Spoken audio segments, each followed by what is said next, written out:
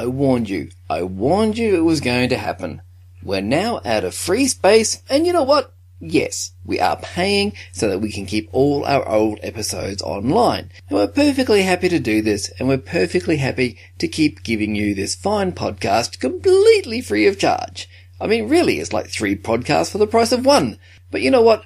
I would much rather spend the money on improving the podcast, helping us get to more people out there, and in particular, getting ourselves some better equipment so you can get crystal clear, crisp interviews when we go out and about. So how can you help us do this? Well, first up, you can head to our Podomatic page, the rufusproject.podomatic.com, and on there you'll find a donate button. Feel free to send a few dollars our way if you have a little bit spare. It'd be much appreciated. And we are hoping to also reward those donators who are a bit more generous. Alternatively, if you have a product or service you think may be of interest to the Rufus Project listeners, then please get in touch with us at rufusreviews.gmail.com. Thanks for listening. Now on with the podcast.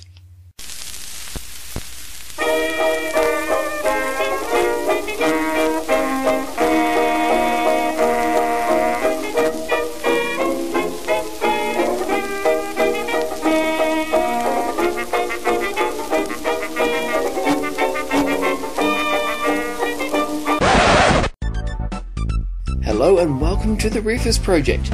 I'm your host, Trevor Holland, and of course we'll be hearing a little bit later from our good friend Christian Fletcher. In the meantime, what do we have in store for you this time around? Well, I tell you what, there is certainly something for everyone, no matter what flavour of geek you are. We'll start, of course, with the geek news, which unfortunately has to be rather focused on a particular topic, but I try to have a little bit of fun around that. For something different, we're actually going to be doing an album review. A very geeky album review. I'm afraid you're just going to have to wait and see what that one's all about. Once we hit the movie section, well, I'll review How to Train Your Dragon 2, and then the redeeming features relates to another dragon movie, but maybe not the one you're thinking of. In our local wildlife section, I had the great pleasure of speaking to one of the most highly regarded people in Brisbane's burlesque scene, a magnificent lady. We don't have a competition this time round, but we're gearing up for a very special one. It's actually going to be our first redeeming features-themed competition, so make sure you listen to the next podcast about that one. So sit back, relax, and enjoy this fortnight's podcast.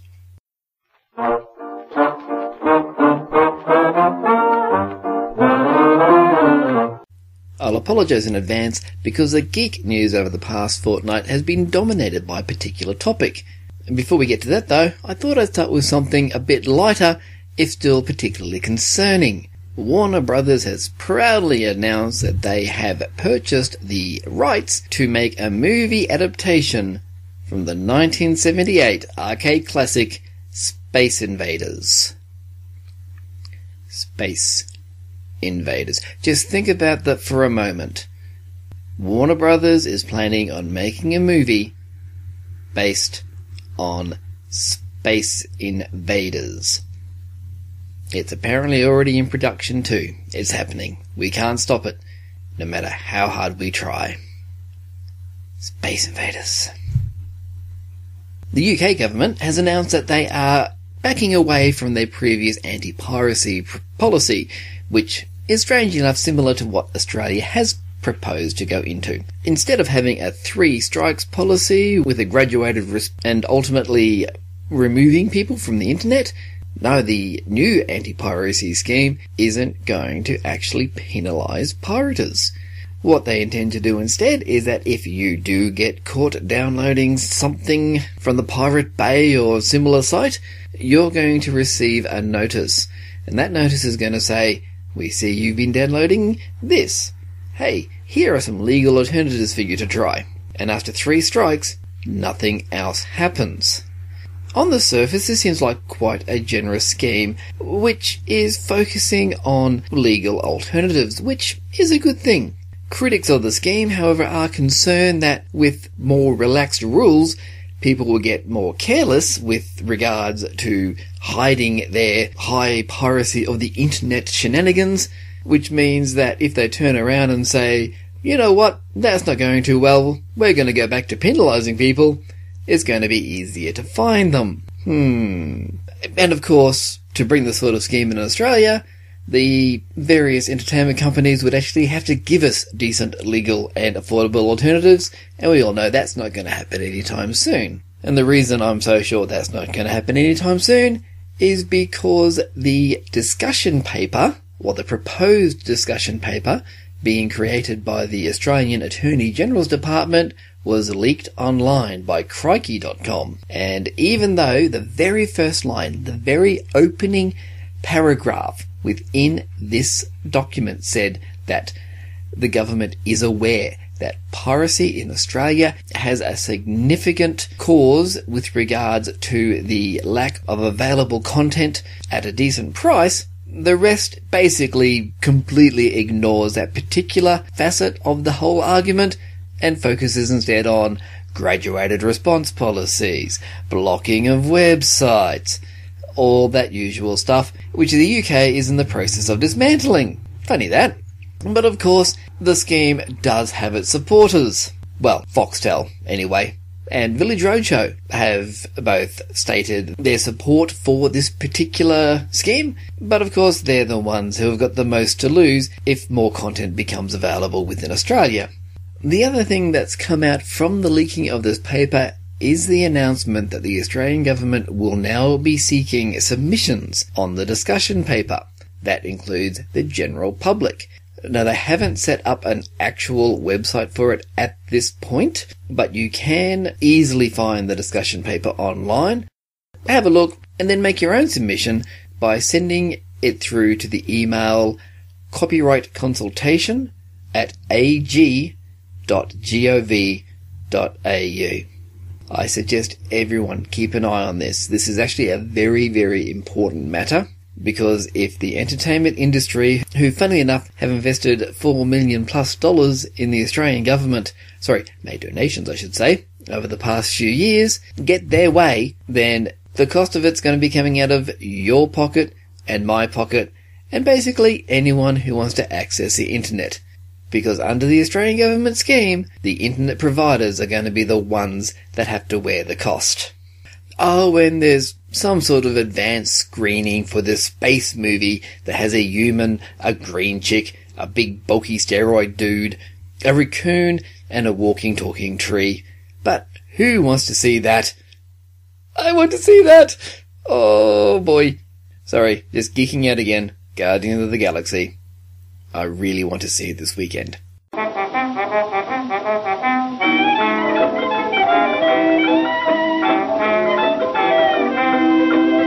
Well, we're trying something new with the Geek review this time around, and focusing on a particular musical artist. He's been around for quite some time, and he's definitely a geek icon. He's recently released a new album, which has been getting a lot of attention, especially since it's actually gone to #1 on the US charts. Now, this guy has been doing his stuff for basically 20 odd years, so to finally have a #1 is a pretty big achievement. Technically, he's not the most original of artists out there, but he still seems to have some nice original takes. Variously famous, or infamous depending on who you speak to, for his parodies of many popular songs, I can only of course be referring to Weird Al Yankovic, and his latest album, Mandatory Fun. Now, if you've ever listened to a full Weird Al album before, you're probably aware that he normally has a few songs that are standouts that get the attention. Songs like Fat, Eat It, and Amish Paradise are perfect examples. These are all from separate albums, and they're all far better known than the other songs off those particular albums. There's no doubt that some of the songs off this new album are his finest work in years. As for the rest, well, let's just do a track-by-track breakdown, okay? The album opens with the song Handy, a parody of the Iggy Azalea song Fancy. Problem making you disgusted. Yeah. When your front window is busted. Just one name that's always trusted. I'm so handy. You already know. Now, considering I find the original song quite insufferable, Weird Al has definitely improved on the music, I suppose you could say, that he drew inspiration from. But in the end, this tale of a handyman talking about how good and skilled he is, whilst having some pretty good lines in it, ends up being in the, yeah, that's okay basket, but not one that's really going to stand the test of time, I think. Next up, we have Lame Claim to Fame. This one is a style parody of Southern culture on the Skids. Apparently they're a bit bigger in America than Australia. I've never heard of them. But amongst the style parody songs on the album, this is probably one of the better ones.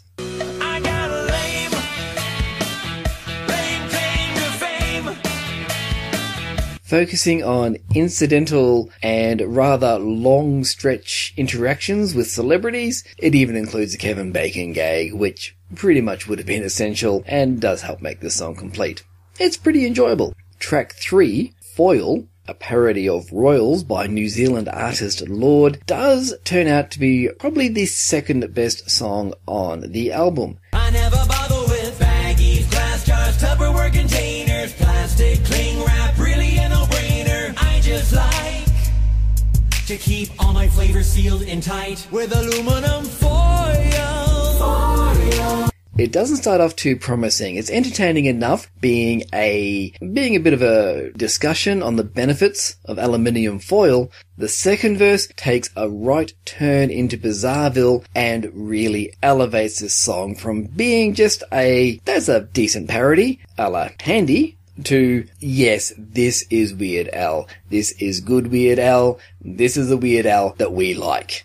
But not with the next track, Sports Song. Another style parody, essentially lampooning sports team songs. Your sports team is vastly inferior. That simple fact is plainly obvious to see. It's a one-note gag. It only goes for a couple of minutes, but it does feel like a lot longer. Listen to it once, then skip it the rest of the times. Now, track 5 is the one that's been getting the most attention. Word Crimes. A parody of Robin Thicke's rather dubious song Blurred Line. One thing I ask of you, got to learn your homophones is past due. Learn to diagram a sentence to always say to whom, don't ever say to whom. Now, Blurred Lines itself was a bit of a controversial song, shall we say, but it had a hook that really kept you going. Of course, Word Crimes has inherited that musical hook, but takes it even further, being an incredibly well-written and very intelligent song about grammar errors and spelling mistakes on the internet. Hands down, this is the best song on the album and one of the best songs Weird Al has made for a number of years. It would have been nice if Word Crimes was followed up by something just as strong, but instead we have My Own Eyes, which is another style parody, this time of the Foo Fighters. With my own eyes, I've seen things that drive a normal man insane. It's basically an excuse for Al to just put in the most surreal and bizarre situations he possibly can, and justify it by saying, I saw it with my own eyes. You might get a giggle out of some of the situations he's describing, but on the whole, this one really does fall short. If you have listened to previous Al albums, then you'll probably know about the polka medleys that he puts in there. And that's what you get with Now That's What I Call Polka.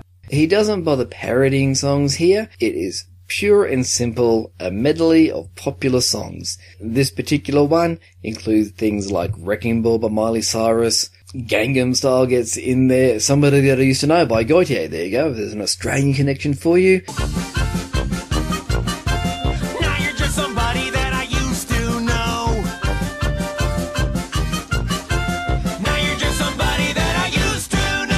Sexy and I Know It, even Thrift Shop. This is a great cover of Thrift Shop in here. It's very short, as are all the songs covered, but it's so cheery you can't help but smile. Weird Al's polka medleys are pure, simple fun, and this is no exception. We go back to the style parodies with track 8, Mission Statement. This one is inspired by Crosby, Stills and Nash.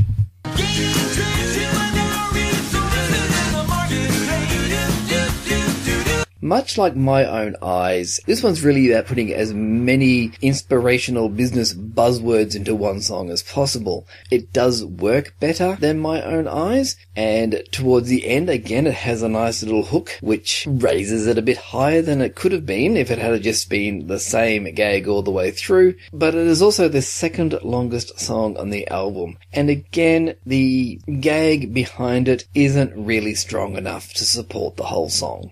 Inactive takes us back to the full-on parodies, this one being a parody of Radioactive by the Imagine Dragons.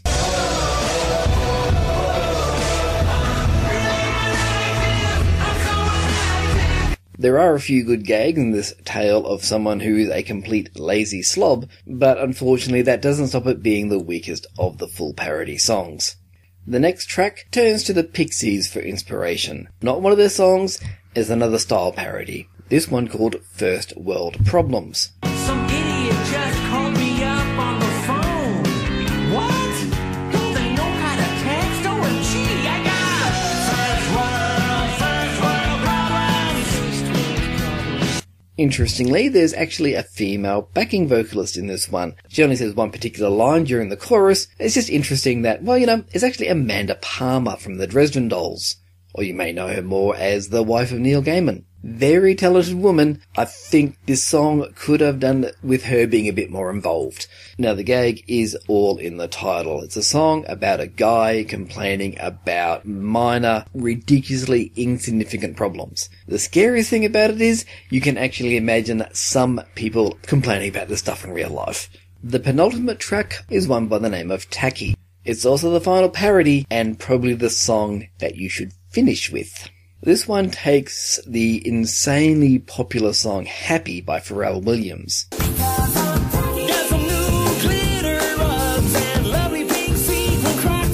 And instead of listing reasons why he's happy, Weird Al is listing reasons why he's tacky. This ranges from the clothes he's wearing to his behaviour, also pokes fun at things like Instagramming your food, so that does actually get a bit of a thumbs up from me. It's hard to pick between this and Foil as, say, the second best of the full-on parody songs, but hey, at the end of the day, it's pretty funny, and it's definitely enjoyable. The final song is Jackson Park Express. It's meant to be a style parody of Cat Stevens. I didn't quite see it myself, but somebody maybe was successful with that. I couldn't hold back my feelings. I gave her a look that said I would make any sacrifice for your love. Goat, chicken, whatever.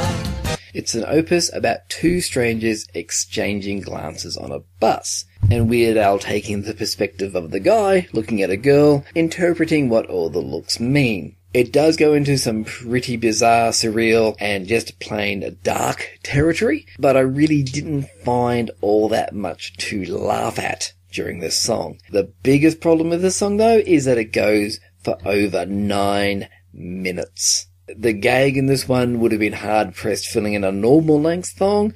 Making it a 9-minute opus just makes it painful. Sorry, Al, but I really think you should have left Jackson Park Express on the cutting room floor. So there you have it. Mandatory Fun by Weird Al. It has got a number of very enjoyable songs on there. And if you haven't heard it yet, and you listen to no other song from this, I suggest you look up Word Crimes and check out the video clip that goes with it. It is absolutely perfect and suits it to a T. In fact, if you head to weirdal.com, when the album launched, he was releasing a video per day for the first 8 days. So you do have the clip for Word Crimes. You've also got Lame Claim to Fame, Foil, Sports Song, Tacky, Handy, First World Problems, and Mission Statement. Actually, Mission Statement's got a pretty good clip. It's worth sitting through Mission Statement for the clip. It's wonderfully well done. Now, excuse me, I'm off to watch Word Crimes again.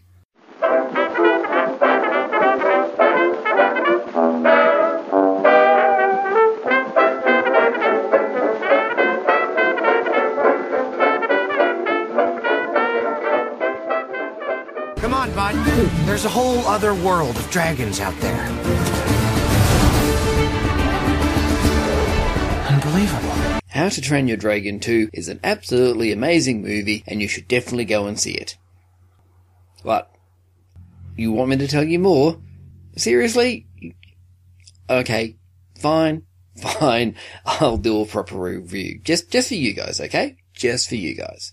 How to Train Your Dragon 2 is a sequel to 2010's How to Train Your Dragon. Funnily enough, all the main cast from the previous movie return, with a few little extras thrown in for good measure. For those who don't know the backstory, How to Train Your Dragon, the original one, followed the story of Hiccup, played by Jay Baruchel, who realized that the war of his people versus the dragons wasn't actually necessary, and that dragons and humans could be good friends. The focus of the first movie really was on Hiccup's efforts to convince his tribe, and his father in particular, the chief of the tribe, Stoic, played by Gerard Butler, that his way was the better way. And if you haven't seen the first one, as another movie you should definitely put on your list. Movie number 2 occurs 5 years down the track, and all the inhabitants of Berk, Viking and dragon alike, live in perfect harmony. Even Hiccup's father has his own dragon that he enjoys riding. Hiccup, being much older, is being pressured to start taking over the role of the chieftain, a role which he doesn't really want to take. He's more interested in heading out and exploring the world, mapping new areas with his faithful dragon, Toothless. What should we name it? Itchy Armpit it is.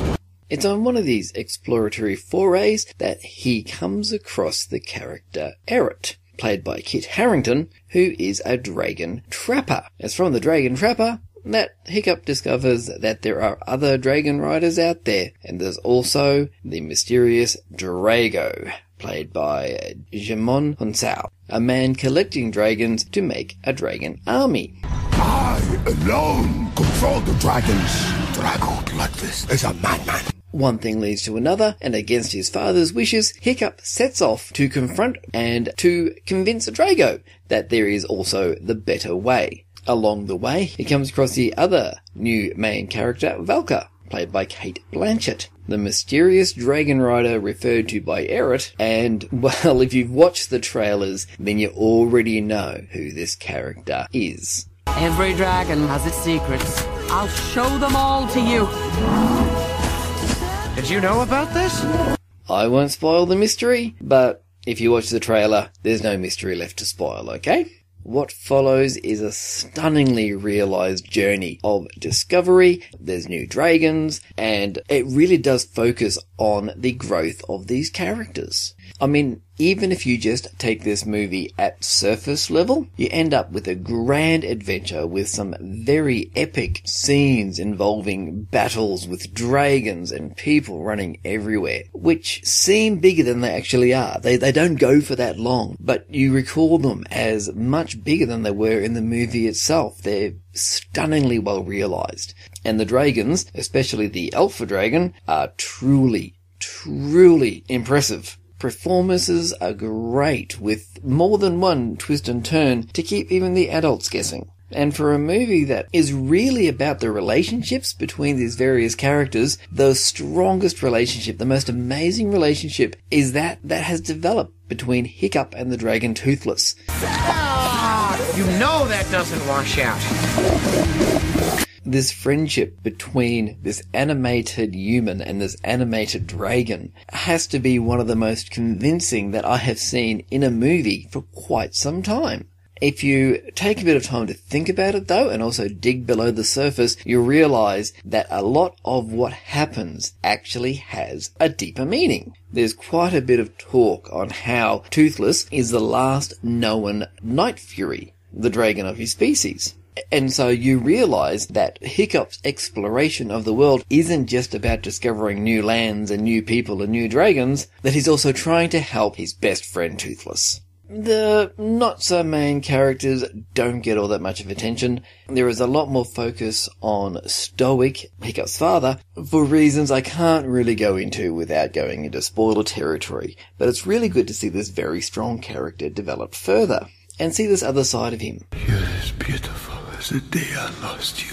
There is a bit of a play around with various characters, let's just say, growing urges in certain areas, but this is done in a very family-friendly and entertaining manner. Probably the only main other character to discuss is the bad guy, Drago. Now, he's an interesting one. Pretty much set up to be, I suppose, the other side of the coin to what Hiccup is. He despises dragons and has learnt on how to completely control them to make them do his bidding. Cut them down! The movie does touch on his reasons, but he really doesn't get that much in the way of development. It really seems a shame. They really could have done more with this counterpoint to Hiccup, and I think it would have made the movie an even richer experience. The rest of the minor characters are pretty much there for decoration. They're all entertaining, and they do provide some very funny moments. I'll buddy his fist with my face if he tries to take my dragon.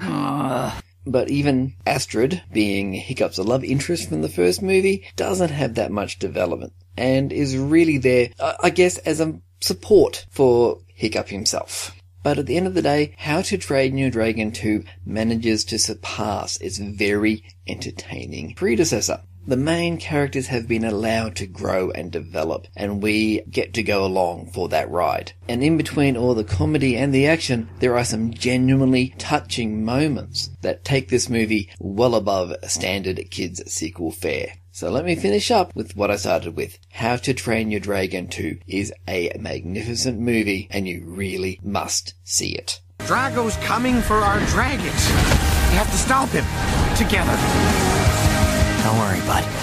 I'm not gonna let anything happen to you.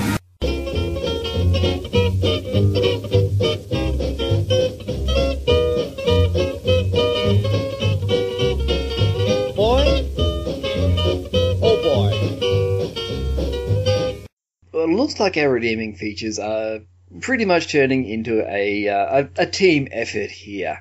I think I've got Christian hooked in this little segment. But I tell you what, after Space Jam being quite fun and Grease 2 being a movie that Christian actually likes, I thought it was time to give him a bit more of a challenge. So, Christian, what was your first thought when I said, "Can you watch Double Dragon?" Well, I thought you'd been going a bit of a video game adaptation theme, and I'm thinking, ooh, when I hear of names that possibly I've heard about in the past and never had a chance to see, I'm thinking Double Dragon. That sounds like something interesting. Sounds like some cool 80s movie. It might have Jackie Chan in it. I was very, very wrong.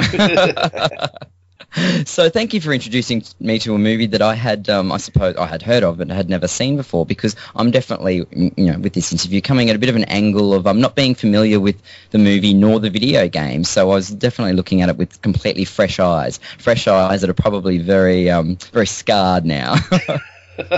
but not in the worst way. I think out of everything that's been covered in the redeeming features, this is definitely not at the bottom of the pile. It's no Blood Rain, that's for sure. Yes, yeah. So, but what are your thoughts? Set us up for your thoughts on the. Well, I mean, people out there that are familiar with the game, and it is one of those games that is fondly remembered by us retro gaming buffs.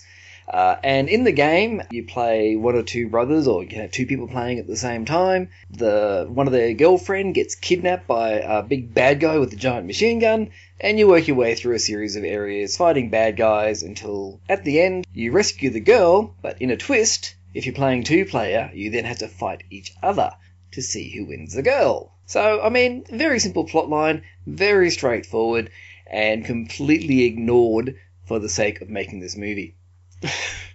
Which is, I think interesting. Sorry to interrupt, Trevor. Is I felt what you've just said then was very much what the film the plot line followed, and I felt that a lot of these other video game adaptations don't follow this kind of format as closely. It to me it felt like what Super Mario Brothers the movie should have been. It was very aware of where it was coming from. So I don't know. I see it as it was very clever in playing out like you were playing a level or a few levels of the video game, but I suppose it is throwing all these subplots in that I suppose make the film keep going. With some of the fighting games that have made it to movie adaptations, this seemed to be the first one that decided, I know what, let's make it after some disaster, some apocalyptic disaster. It's the only time we could ever take it seriously, as if it's set then. Yeah, absolutely. And I actually found it quite funny. For some reason, the copy that I watched It must have been a reissue or something, because I am positive that the first time I saw this movie, yes, I have watched it before, so I knew what I was getting into. I had this thing where you have the city of Los Angeles absolutely devastated, and there's like this flyover showing flooding and buildings in disarray, and I'm positive the first time I watched this it said New Angeles 1999, but the copy I watched for this particular thing actually said 2007, so I think it must have got some re-release after 1999, so they had to change the year. Well, interesting, because I was fortunate enough to watch Double Dragon on Blu-ray, which I'm quite excited to say, and I don't know if it was a good thing because I think it exposed even more of its flaws. This is a Blu-ray? Yes, I actually managed to see it on Blu-ray. So, and what I found interesting, and going back to what you said about the opening thing, the version I saw did have 2007 on there as well. So I wouldn't be surprised if it did get a re-release, like you mentioned, when they struck the digital copy for Blu-ray, they stuck with that version as well. So, but I don't know. It may have also been the fact that it was very bright, because when a lot of Blu-rays, when they remaster them, you can see them for all their worth, and this felt very bright. It almost hurt my eyes. It felt so studio bound, so colourful, and it almost seemed like even the English, got the earlier scene where the Chinese is dubbed in, has English subtitles, but it even feels like when the guys were speaking English, their lines were almost dubbed as well. So I don't know if I was thinking too much that was like a kung fu movie there, but I don't know. I think that Blu-ray definitely made me saw more than I was supposed to. You may have been hoping it was a dubbed kung fu movie, because that could probably excuse some of its successes. Now, I probably should say that it is very clear, I'm pretty sure that to everyone listening here, that Christian and I are finding it a bit difficult to actually find redeeming features. So don't be surprised if this turns into irredeemable features with regards to this particular movie, which is what I should have done with Blood Rain. I am still very, very sorry for suggesting anyone watch Blood Rain, okay? And I was going to say, you don't really want to revisit it just to do another part in the podcast about it. I think that one's best left alone, maybe. Definitely. Definitely. But then, we might knock Double Dragon, but I don't know, as I said earlier, it felt like it was what Super Mario Brothers should have been. I don't know, this lived up to more of its roots, I suppose, and its origins, and it was so tongue-in-cheek. Like, there was even a line when they're driving in the car with their little video game screen, and the bad guy says, "Oh, you must really suck at video games." Haha, everything's all very self-aware. And I thought, even that I always stumble over post-apocalyptic. There we go, I got it out. That was almost the way that the world in Super Mario's technically was like. I just felt this sort of achieved that much more, and it was so self-aware. It was kind of part kung fu movie, part 90s buddy cop sort of film in a way. I don't know. Yeah. Seeing that Scott Wolf guy, I think he was famous from, was it Party of Five or one of those teen shows? Yeah. I just felt that it was, very much teen movie meets, I don't know, some kind of weird, trashy 80s kung fu movie, yeah. Well, aside from, you mentioned Scott Wolf there being from Party of Five, there's quite a few. I mean, if you're aware of TV around the time this was made, you've got your newscasters. They were actually quite big. I think Vanna White was one of the newscasters, because she was on American Wheel of Fortune at the time, and they actually had one of the big newscasters from US Network TV on there as well. And then there was a comedian who I've forgotten the name of. Ended up being quite a big comedian further down the track. He was playing the weatherman. Andy Dick, that's it. And so it was just like, this has got cameos in it. It actually had cameos, even before you look at the actual people in there. But then also you got the sidekick, the female sidekick, the big blonde hair with the whip, who is actually inspired by one of the bad guy types in the game. But she was from General Hospital or something. Well, she looks actually really familiar more for something recently, possibly. She really seemed familiar, but I'm not being familiar with General Hospital. I must have seen her in something else. But it seemed like all these familiar sort of faces cropped up over the course of the movie, and you do wonder, hang on, why did these people sign up for it? It must have been that this film was felt that it was going to be a big thing. I haven't looked into it, but I believe the budget would have been quite high for this. Like, it was released as quite a major movie, I assume. I've got the IMDb page here, right here in front of me, which makes things even. I should have actually done my research. Yeah, but the budget was actually $7.8 million, and it grossed in the USA $2.3 million. Ooh, the thing is, I struggle to even see $7 million on screen. It's very much, you can tell it's filmed in a studio. It's just very, as I said earlier, very bright and so studio bound. I just think it's, where did that money go? But even back then, $7 million was still a fairly modest budget. I suppose when they were competing with the likes of, say, Waterworld, which was, bringing in being made by $100,000 and probably making $2. Yeah. But look, if we're going to go back to the people in that, I think we really need to talk about the bad guy, Kogu Shuku. And when he turns up, there's a few things you notice. First up, he has got this ridiculous faux hawk on the top of his head. He's wearing these thick Ray-Bans and this ridiculous, duster jacket, almost tuxedo combination. And you go through all of that, and then he takes his sunglasses off, and it's, my God, that's the T-1000. It's a guy that plays the T-1000 in Terminator 2. All I can think of is that, after Terminator 2, he was stuck doing so much stuff that just linked back. He appeared in Wayne's World 2 as a parody of his own character. Oh, gosh. There were various tie-ins, and you look at his thing, and he's got all this list of him being T-1000 and all these random situations. All I'm thinking is that maybe he had enough of that, and he actually wanted something a bit meatier, and landed this instead.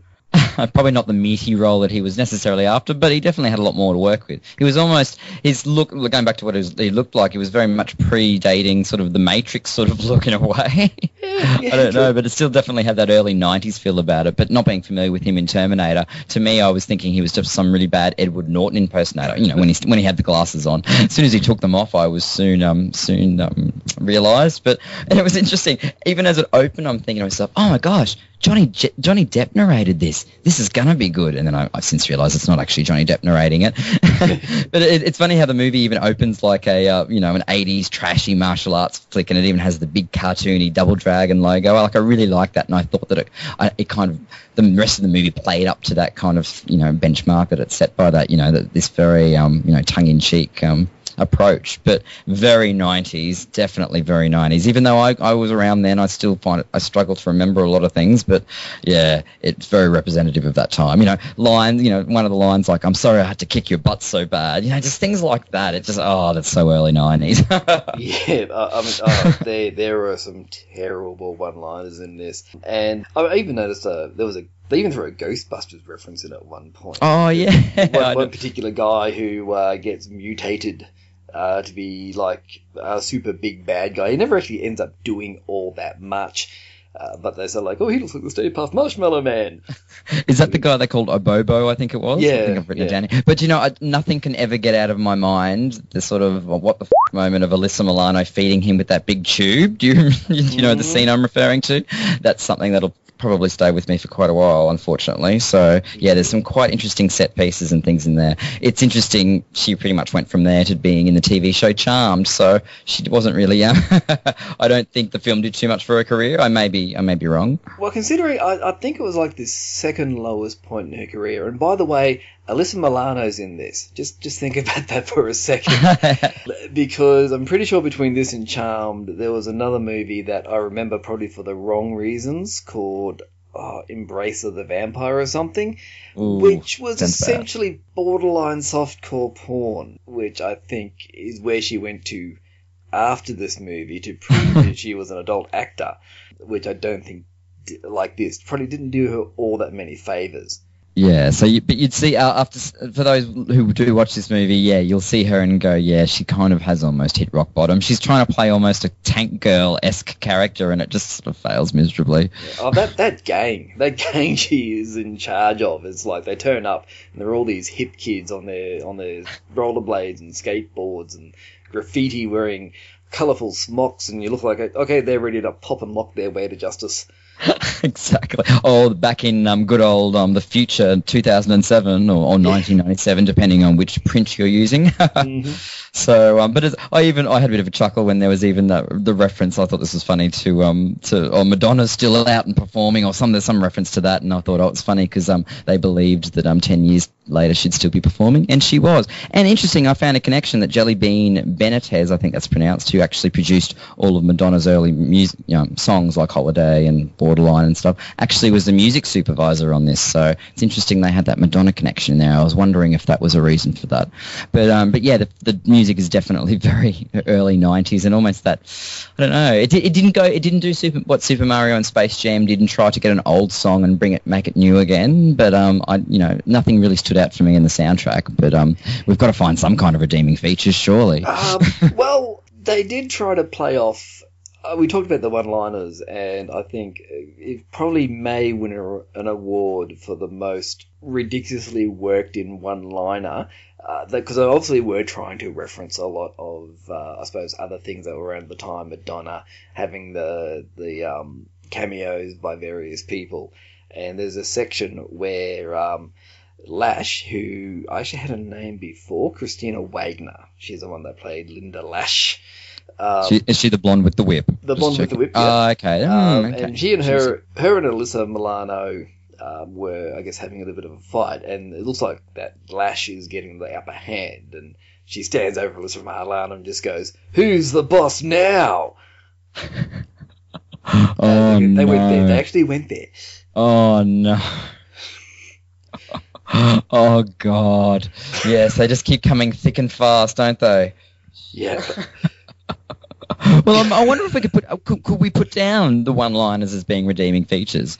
I don't know. It's certainly unbelievable. I think we've mentioned a couple of them, and they're just the very, very tip of the scale, let's say. There is some stuff in this movie that needs to be heard to be believed, and when you look at the various gangs, especially, there's quite a big chase scene where there's just hordes and hordes of people dressed in the most ridiculous, outlandish manners as part of this gang. They're chasing two brothers who play the Lee brothers. So you got Mark Dacascos, I think it's pronounced, as Jimmy Lee, and Scott Wolf as Billy Lee. And you've got guys dressed up as school kids, and there's a guy who's dressed up as a postman who leaps at them from the top of a tower and just goes, "Here comes the mail!" Or just something absolutely cringeworthy. Yeah. But I felt, I'll be honest, I'm quite a fan of those sort of 80s or 70s trashy kung fu movies where they're really badly dubbed, and even sort of, and this film's very much relived that sort of feeling to me, and I felt that it was close to almost those police story movies that Jackie Chan did in the 80s, where it was kind of bringing comedy into kung fu. That's probably a redeeming feature. That's probably a way to look at it and to get some enjoyment out of it, but I'm sure there's a lot of people that are huge fans of the actual art of kung fu that will look at this and shudder. So I don't know if I speak on behalf of martial arts experts or fans, but I definitely felt it relived that sort of feeling. And if you go in with that sort of mind, as I kind of did when I realised what kind of movie it was, I felt I enjoyed it much better. And the fact that, as I keep saying, it was so tongue-in-cheek, it was so aware that they were adapting a video game and almost they couldn't escape it, so they just ran with it. There is actually one moment in the big fight scene they're backing up, and of course, because Alyssa Milano gang is the cool kids, there's a whole section full of pinballs and arcade machines. They actually back up against a double dragon machine in the background there, and the bad guy does a kick and kicks the machine. It's like, and the retro gamer in me goes, "Oh, don't hurt the double dragon machine!" Immediately followed by the thought, "Oh, hang on, if it wasn't for that, this wouldn't exist." Oh no, maybe it was preempting the fact that how well the movie would go. It would get kicked by the critics because I believe it was not very. We spoke before about the budget and the box office, but I believe it didn't do very favourably with the critics at all. But I suppose they would have just lumped it off as another video game adaptation, which by now I assume it was starting to decline. Yeah, the video game adaptations certainly have had a bit of a, not the best track record. There have been a few decent ones in there, and we may get to visit those at some point. But I just want to remind listeners, I definitely don't want you to think, definitely wouldn't put this at the bottom of the pile. It's still enjoyable. It's very much, did however, feel like 90 minutes of something that really could have lasted maybe half an hour. Not really much happens in it. I think that's, sort of what I gathered from it. Yeah, well, probably, I think one thing that I think would people would find interesting to see is that Robert Patrick, the bad guy, he's pretty much known that most of his roles are quite reserved and they're quite serious and down the line, and like he usually plays a very determined character.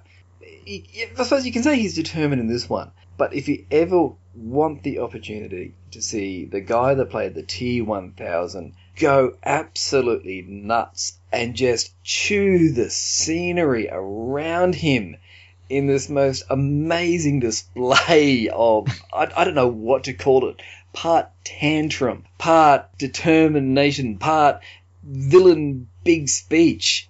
This is a movie to watch. Definitely, I couldn't agree more. He chews up every bit of scenery that he can get his hands on, I think, whilst everyone tumbles around him.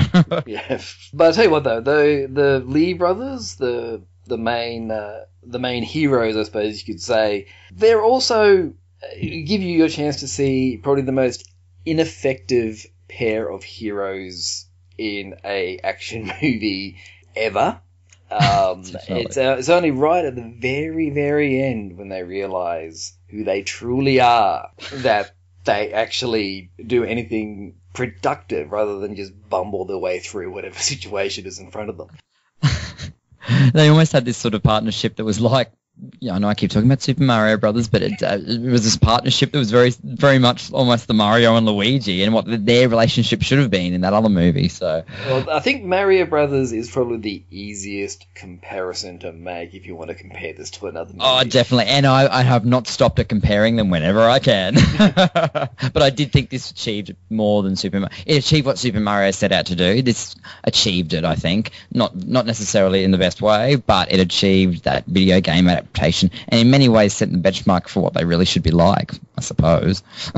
If you can say it, each to their own. Each to their own.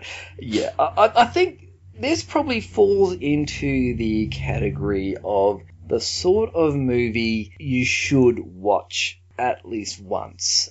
It by no means there's no way of justifying it as a good movie. If you look on the IMDb page, it ranks a grand total of a 3.5, which I think is actually worse than Howard the Duck. Ooh. But there is, like Christian said, there is this something about it. It is so self-aware, and it does take opportunities to almost poke fun at itself and the people in there. And just some of the faces that you see, you think, why are they in this movie? But yeah, it's one of those ones where you just find yourself watching it and just going with it. It's kind of like you've got to sit back and go with it for the ride. Laugh at the horribly dated graphics in the computer simulations and video definitely. Games. Almost 80s. Alyssa Milano's little brother was apparently playing some sort of game where it appeared to be a virtual roller coaster, which he played by putting a helmet on his head and waving his arms in the air. Very futuristic. And you look at it to thinking graphics used to be that bad. I know. Yep. And they put that on the big screen. Yeah, that probably would have been impressive on the big screen when it came out.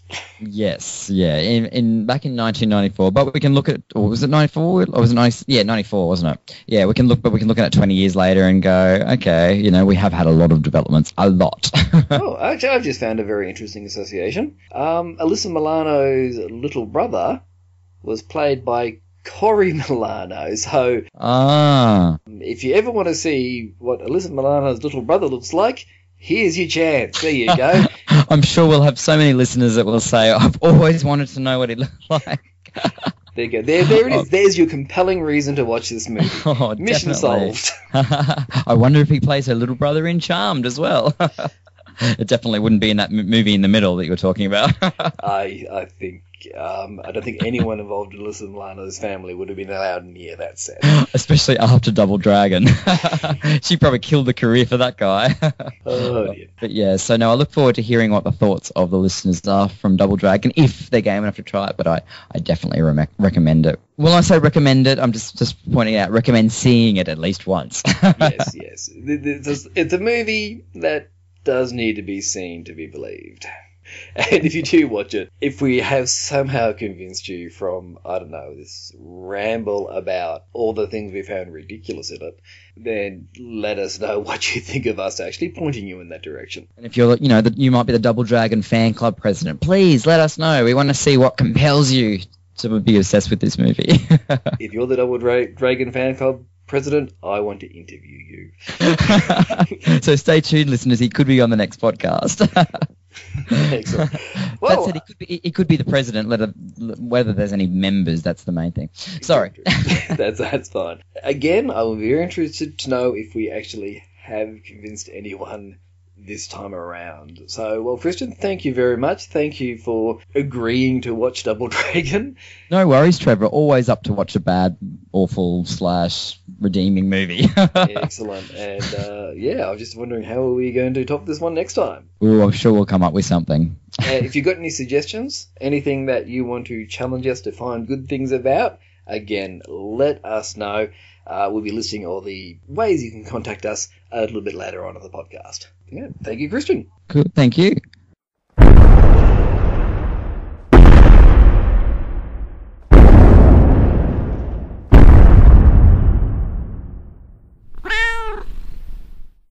Now, you may have noticed on the Rufus project, we've spoken to a few of the burlesque performers around Brisbane. And every time I turn on Facebook, every time I look around, there's more performances, there's more things happening. In the Grease Floor show, you may remember from last podcast, the majority of the female cast are burlesque performers. But that's not the only thing they have in common. They've all had their craft enhanced, I suppose, under the guise of one particular lady. And so I'm very delighted to be speaking to Lady Marlene herself, Lena Marlene, principal of the Lady Marlene, the School of Performing Arts. So, Lena, thank you very much for talking to the Rufus Project. You are embarrassing me.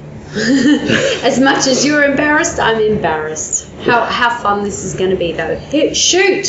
Sure thing. Questions you have to ask. Excellent. I mean, you talk to the various performers around the place and they all regard you very highly, and I know you've got a lot of experience and a lot of history. So first up, how about just give us a bit of a rundown, I suppose, of your history and your achievements with regards to performance. Okay, burlesque. I actually came to burlesque from the dark side. I was a stripper for a very long time before I was a burlesquer. I actually got to the national finals of Miss Nude Australia. And then I was informed that I was not doing strip, I was doing burlesque, and I thought, that's crazy. I get as naked as every other stripper. I don't understand. When I saw the VHS, which is showing my age, my show at the Miss Nude Australias, I understood burlesque and stripping hand in hand. Stripping and pole dancing, hand in hand. However, they are totally different beasts, and they are open to each and every individual in a totally different way. So I see lots of ladies doing pole who consider it a sport. I see lots of, because they teach at Mad Dance as well, I also see a lot of ballet dancers thinking that burlesque is a dance form. Burlesque is actually a performance, yes. It's you don't have to be able to dance, sing, mime, any of the above. It's actually whatever you're good at, as long as it's entertaining. So it's actually a very encompassing arena of performance, in that you can be male, female, anything in between, young, old, anything in between, fit, not fit, anything in between, all of the above is totally okay. I mean, I was going to ask why you feel it's so popular with both the performers and the audiences, but I think you've covered that quite well. It's actually really easy, and many a burlesquer will say I've said the wrong thing, but honestly, if we were really good dancers, we would be performing in a chorus line somewhere. We actually are not good dancers, but we're really good performers. And unfortunately, in this day and age, to get an audience, we're going to get the boobs out, so it's all right. That's what we do. We do it to get an audience. Yes, anybody who tries to deny that is crazy. If we were really, really, really good dancers, honestly, we'd be on So You Think You Can Dance. When So You Think You Can Dance comes, and they do every year ask me to perform, I go, hells no, you're just going to make fun of us. No, we're not dancers, we're performers. It's two totally different worlds. Well, moving on to, I suppose, the school and I suppose your teaching and guidance now. So how did you become interested in the teaching side of things? The funny thing is, when it comes to teaching burlesque, I was teaching pole dancing a long time before I was teaching burlesque. And when it came to teaching burlesque, I was actually anti-teaching burlesque. I was the one who said, you can either do it or you can't. And if you need to be taught, maybe you should not be doing it. But I didn't realise how much joy ladies got out of it and how much they were needing permission from someone to tell them that it was okay to do it. So I don't think I teach anything because I think all the girls know how to be sexy. I think basically what I do is give them permission and actually bully them. Maybe just bullying them into being who they want to be and give them permission. That's at. I don't teach. I give permission. Excellent. And well, I mean, from that, when did you get the idea of actually opening a school in your name? I had been teaching pole dancing for so long. Pole Stars was the first pole dancing studio in Brisbane, and I was teaching with them. And then they got a lot of hens parties who wanted to do burlesque, and it's an ongoing thing. So pole dancing was a fad. Fabulous. It's still going. I still have something to do with Miss Burlesque and Miss Pole Australia. They're fabulous things. Miss Pole Dance Australia is coming up very soon in August. Going to be awesome. Felix is performing at our state finals. Anybody who knows anything about pole dancing gets really excited about that. Felix is actually one of the best pole dancers in the entire world. And she's Australian, and she will be performing at Miss Pole Dance Queensland. Very, very important. I was teaching pole dancing and hens parties every once in a while. Didn't want something to get so sweaty. I wanted to do some burlesque, so I started teaching that. It just bloomed. As I mentioned before, like I said, I keep seeing more and more of the, I don't know if I want to call them students anymore after that explanation, but they're turning up in different shows, solo performances, even hosting their own nights, and they all have so much confidence with what they do and how they do that, and they all link back to you again. So is there a secret ingredient you can share with us? Is there something that is just special that comes from their association with you? Yes. Very, very easy. Classic is fun, it's interesting, but it gets boring really, really quickly. Neo-burlesque is what it's all about. Choose music you love. If your act is about how many Swarovski crystals you have glued onto your outfit, chances are it's going to not be that great. Choose a beautiful song that you love. Choose an act that you feel, and it'll work. If you base everything on your costume and everything on a traditional theme, you're going to be in big trouble. It will work at Miss Burlesque Australia. It will work at the Australian Burlesque Festival, but that is not really the world that burlesque performers work in. We work in this tiny little world where you've got to rock up and you might be on the size of a table.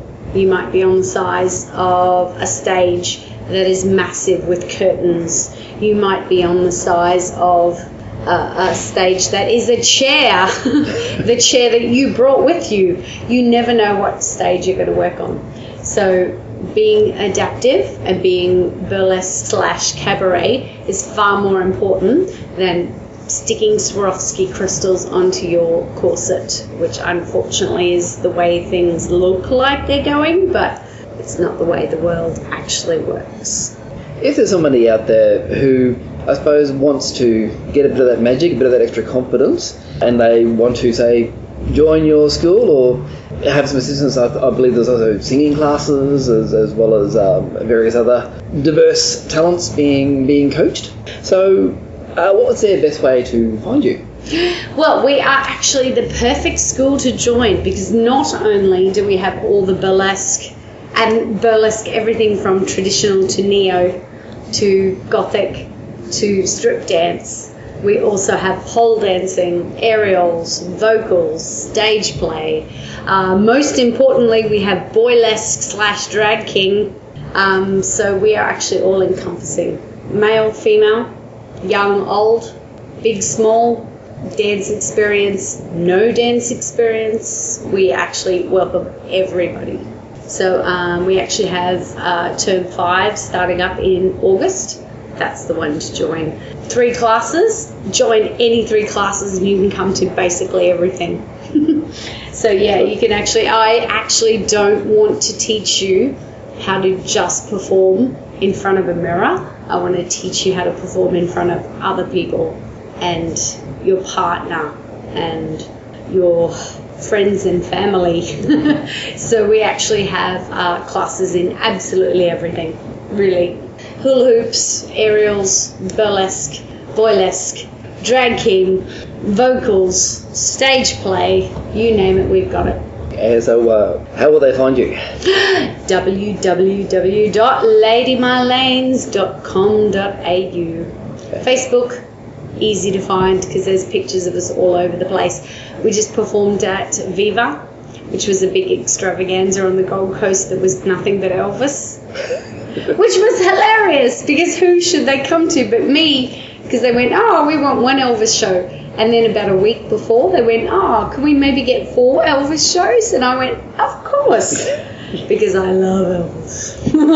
So did we have 4 Elvis shows just sitting there waiting? Yes.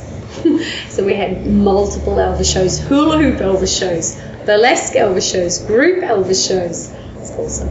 And it was right on the beach at Surfers Paradise. I thought it was Cavill Mall. They told me Cavill Mall. So we were walking up Cavill Mall thinking, it's on Cavill Mall. No, it was right on Surfers Paradise Beach in a beautiful white marquee with a MC who was the spitting image of Priscilla Presley. If you like Elvis, and my dad should have been there, but he had the flu, he would have loved it. Was there anything else coming up that you'd wanted to maybe have it mentioned to try to get more people along to? Well, just recital. 10th of August. So 10th of August, if you are keen on joining any class, 10th of August is the one to come along and have a look at because all the classes are performing. The only class that's not performing a pole, just because we do a roll and the pole ones aren't performing this one, but everything else is performing. So Gothic burlesque, traditional burlesque, feather fans, Lady Marlene's burlesque, urban burlesque. We've got all the aerials performing, so there's Russian silks and there's lyra, there's vocals, there's stage play, there's hula hoops, there's absolutely everything. So 10th of August at Loft, West End. It's a Sunday afternoon, so that we just have fun and then we all go out for dinner downstairs at Beach Burritos, and it's going to be awesome. Fantastic. I may actually be there, so... You'll love it! Oh my God, have you heard of splushing? This is going to be splushing. It's going to be everything from when it actually encapsulates what Lady Marlene's is all about. It's going to be everything from traditional feather fan routines to Lady Gaga. Everything from Nick Cave, Red Right Hand, to the most boring, most traditional burlesque you've ever seen, and splushing. So if you have to look up splushing, look it up. You can Google it. If you dare. If you dare. The strip dance class will be making a big mess at the end. And of course, if you look down below this very podcast, I will make sure all the links and information you need is down there as well. So if you didn't have a pen handy just before, look below the podcast right now, click on some links. Great. Well, thank you so much for talking to us. And thanks very much for talking to the Rufus Project. My pleasure. Talking is easy. Fantastic. Thank you. There's never rest in the world of Christian Fletcher. We've got lots of great events coming up for August 2014. On Wednesday, the 6th of August, you can choose between The Horror of Party Beach, which is a 60s beach monster movie at Room 60, or Teenage Mutant Ninja Turtles, the original live-action movie from 1990, one of my favourites when I was growing up, screening at the New Globe Theatre at 6:30, also on Wednesday the 6th of August. Tickets are available for $10 at the door. On Tuesday the 12th of August, Eka Show Holiday Eve, we are screening the 1978 movie musical Grease on the big screen with a floor show of over 20 performers bringing the movie to life. You don't want to miss this. I definitely recommend pre-purchasing your tickets at chanel.com.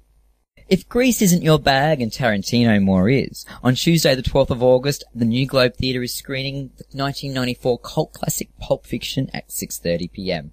In its 9th big year, it's the annual Brisbane Madonna Party. Love her 80s output? Even love her 90s and noughties output? We look back at over 30 years of the Queen of Pop with a dance party kicking off at 6pm and going right through until 11pm at the Port Office Hotel, 40 Edward Street, Brisbane, and that's Saturday the 16th of August.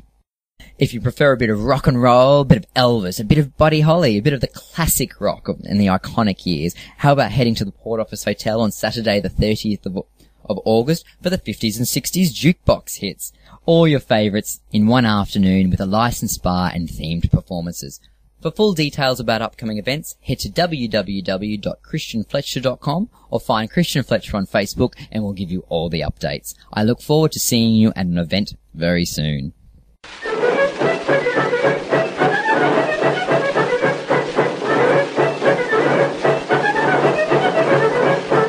Thank you so much for listening to the Rufus Project. We hope that you enjoyed this podcast as much as we enjoyed putting it together.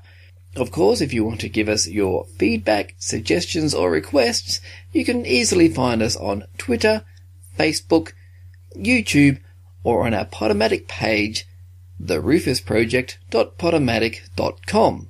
If you are someone or know of something that you think should be featured in our local wildlife section, we definitely want to hear from you as well. You can use all the same contact details, or if you want to be a bit more private, email us at rufusreviews@gmail.com. And finally, do you know what I think would be fun? I know that I usually sign out each podcast saying I can't think of something witty to sign out with, so you know what? I'm going to turn it over to you guys. Send through what you think would be a great closing line for the podcast. The more we get, the more we'll use. And of course, you'll get full acknowledgement unless you prefer to remain anonymous. In the meantime though, until next time, I couldn't think of a witty sign out, so feel free to add your own. See you next time.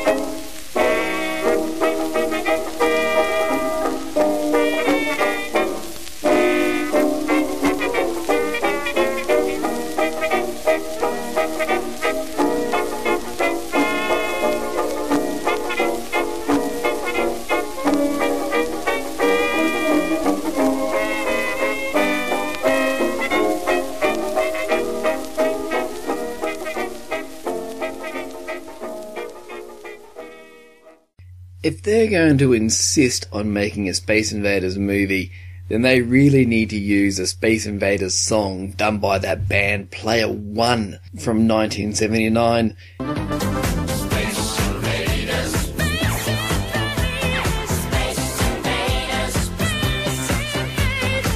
Do you know that's an Australian song? Scary, isn't it?